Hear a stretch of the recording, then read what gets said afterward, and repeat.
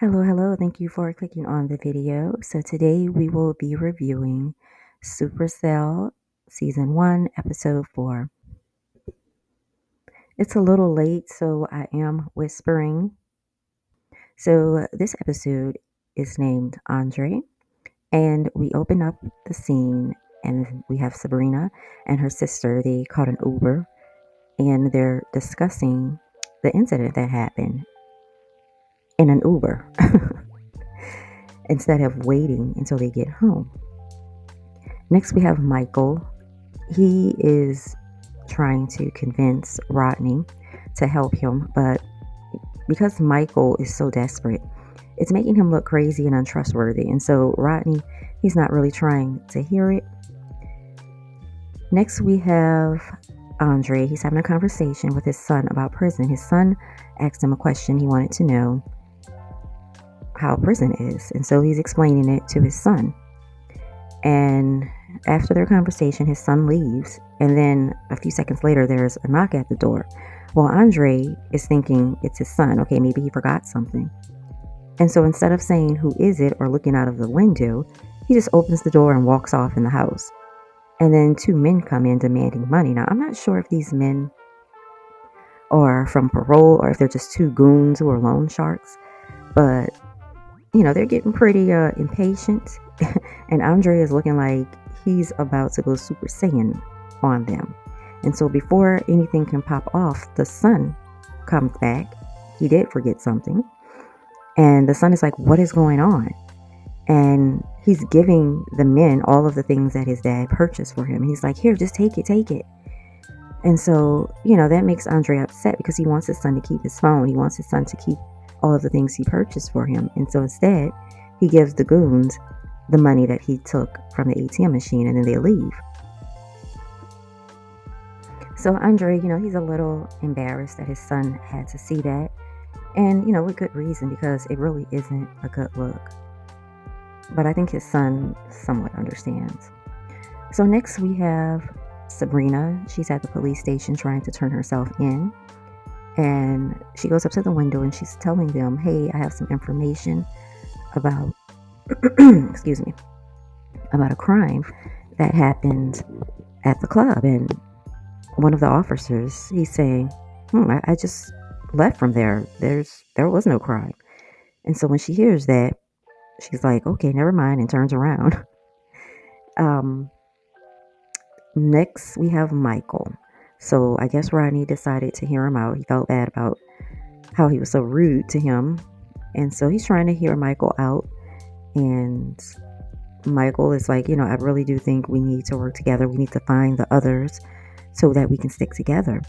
And, Rodney's friend, he's all for it because he's into comic books, he's into Marvel movies, and he wants to help Michael. But Rodney is like, "No, I have other things I need to do, like sell drugs and make money."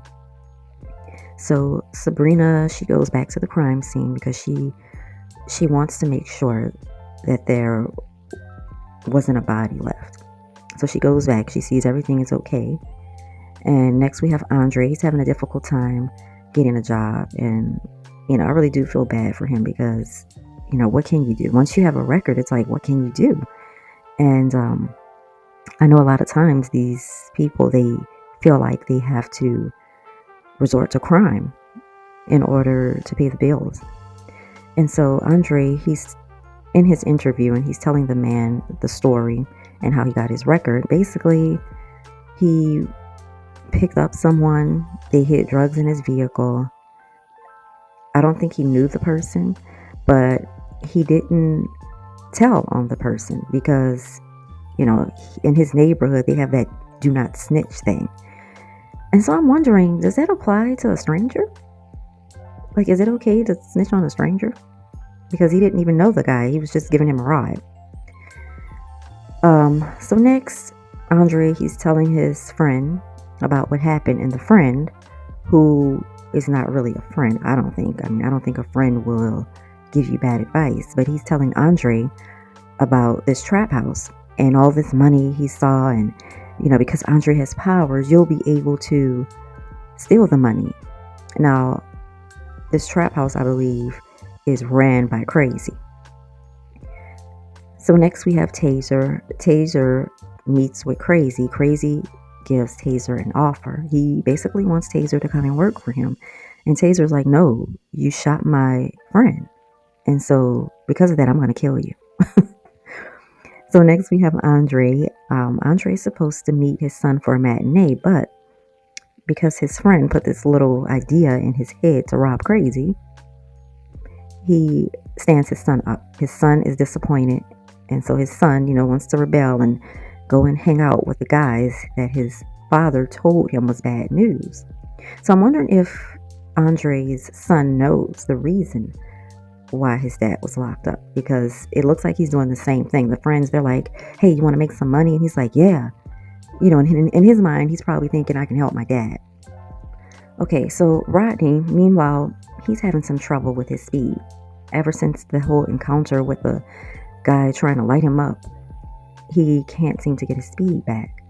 So Rodney decides to take a nap, and he gets a text message. And so Rodney's friend looks at the text message, and it's an offer that they just cannot refuse. So Rodney's friend decides to meet the person, but he doesn't know it's a setup. It's actually Crazy setting him up, because Crazy got wind of Rodney taking his clientele. So he wants to see, who is this person. So next we have Dion. So remember Dion, she is a social worker, and one of her co-workers got a scoop on this girl named Jasmine, who they've been looking for. She ran away from home. Now Jasmine is locked up in the facility. Apparently it looks like she did what I thought she did and volunteered, thinking that they were going to help her, because these people with powers, they're good people and they don't want these powers. They just want to be normal.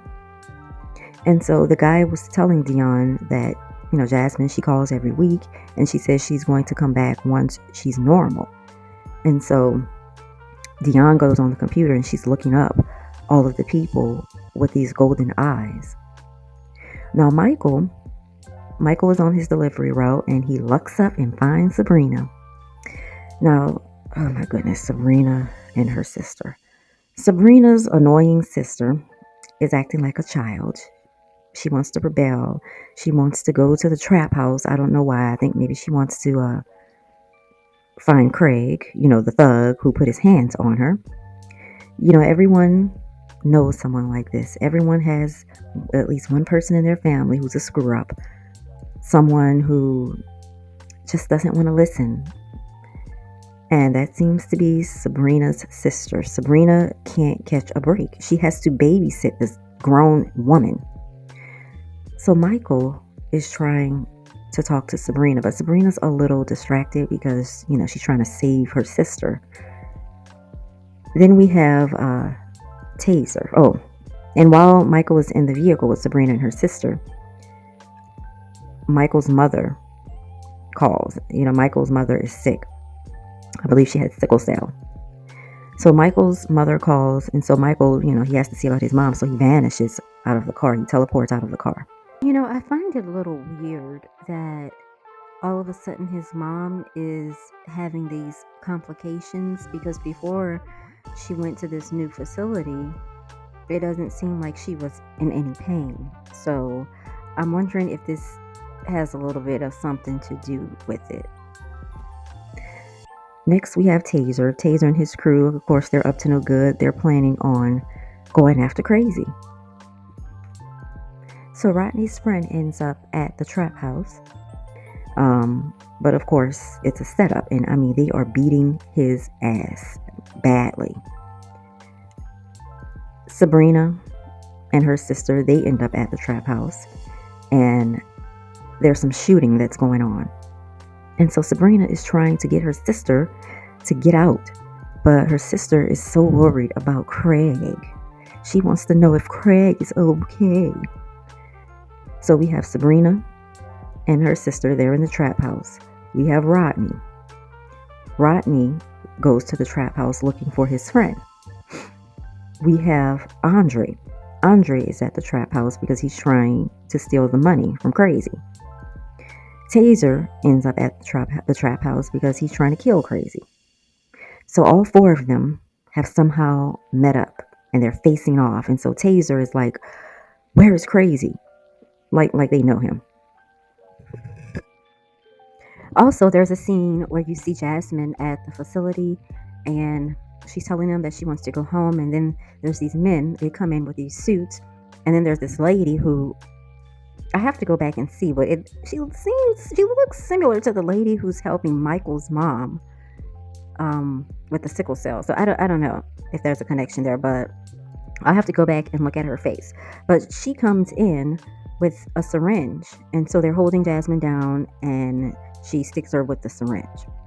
So it looks like it's going down.